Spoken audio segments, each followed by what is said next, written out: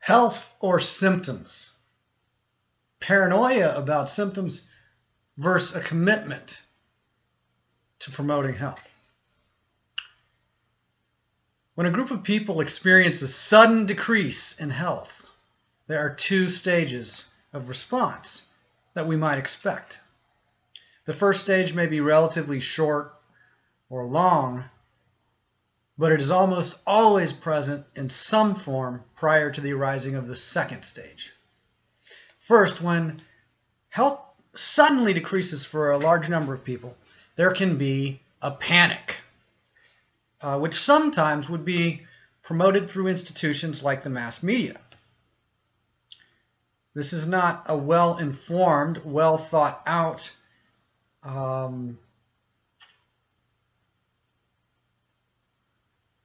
exploration of possible responses. This is a reflex, a reaction.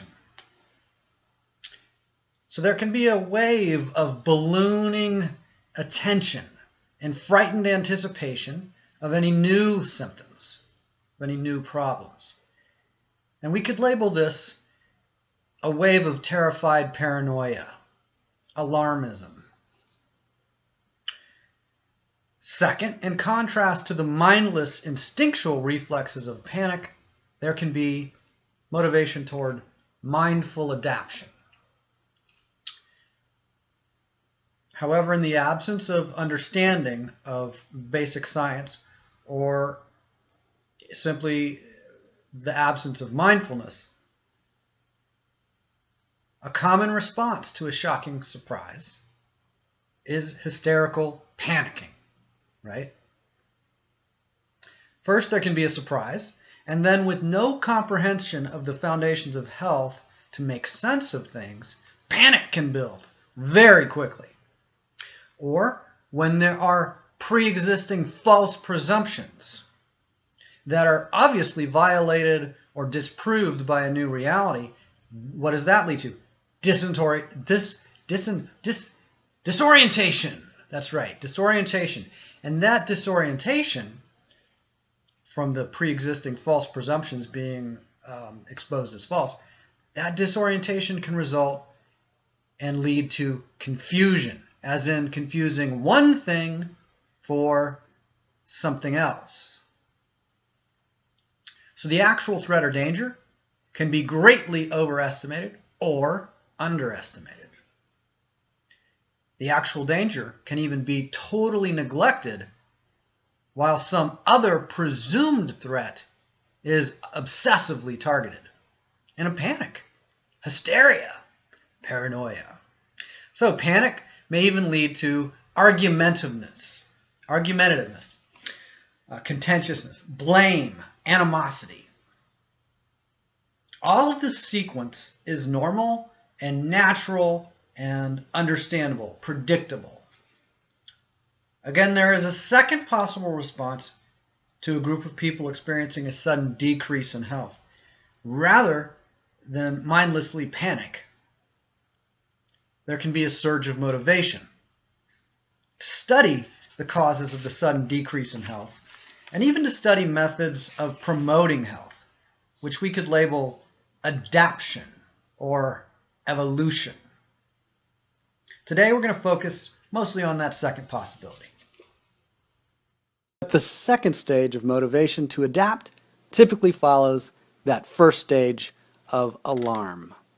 In my own case, I lost the ability to walk quite suddenly in early 2007, and so I started to use a walker. This was not from an injury, but just a degenerative disability. Naturally, the sudden inability to walk resulted at first in tremendous fear and even anger, then eventually in a new openness to exploring new methods for promoting my health. I was focused and motivated, even desperate. Soon, by adding a single item to my diet at the cost of under $5, I recovered the ability to walk overnight and no longer needed to use a walker. Within a few more days, I was able to jog, and my health continued to improve. My case was similar in many ways to the case of a woman named Terry Walls. She also experienced a crippling paralysis that impaired her ability to walk. She was a practicing medical doctor at the time and still is. She, like me, also experienced a dramatic recovery, though not through methods that would be familiar to most physicians. Of course, those are just two cases. If we take the entire United States as one possible group to consider, we can review rocketing rates of a variety of effects or symptoms or medical conditions. What are a few serious medical conditions that are dramatically increasing in frequency in recent decades in the U.S.? What can you think of? I think of arthritis, autism, cancer, dental cavities, and dental crowding, which is crooked teeth from narrow jaws due to undernourishment.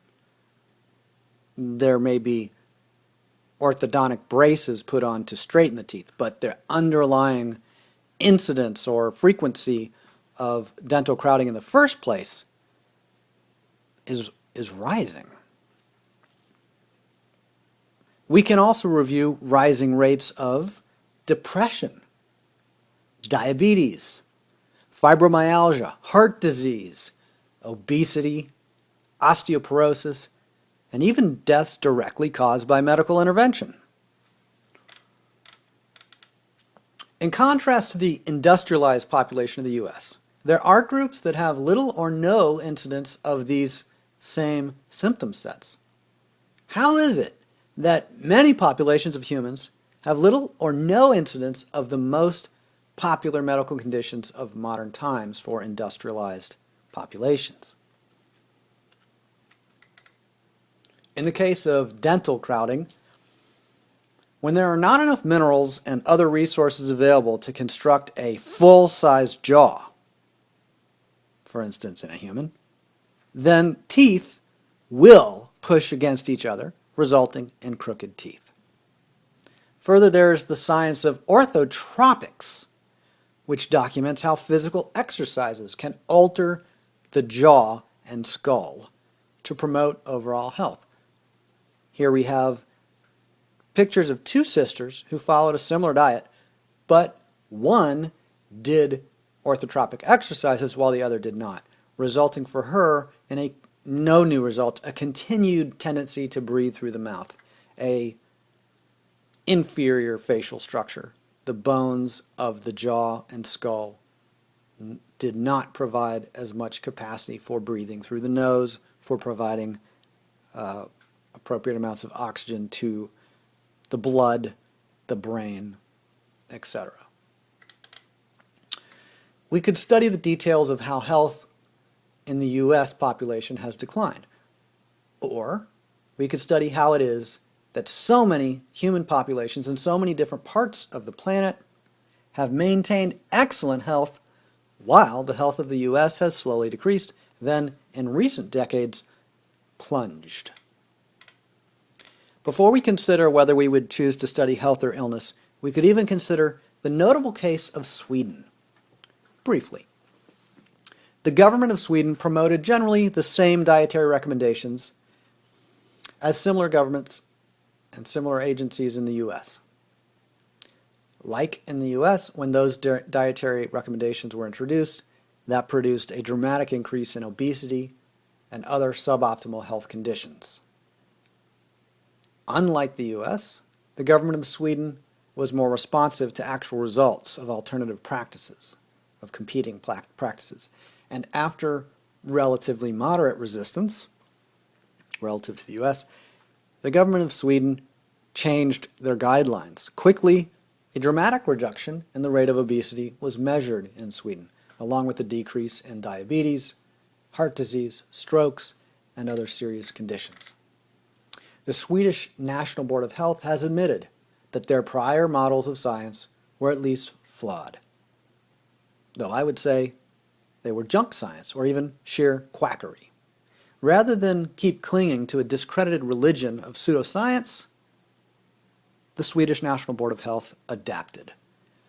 Health improved dramatically. In fact, it already was improving because the reality is that the population of Sweden had already begun to change their behaviors dramatically, and the government was largely just catching up. Previously, I mentioned the recovery of Terry Wahls. Dr. Terry Wahls not only studied the practices of healthy populations all over the planet, but she also began to adopt a sequence of practices that she borrowed from those healthy populations. She recovered, though not as completely as I did. In fact, she may not even be as healthy as the average person in the U.S., but where she started from was extremely unhealthy.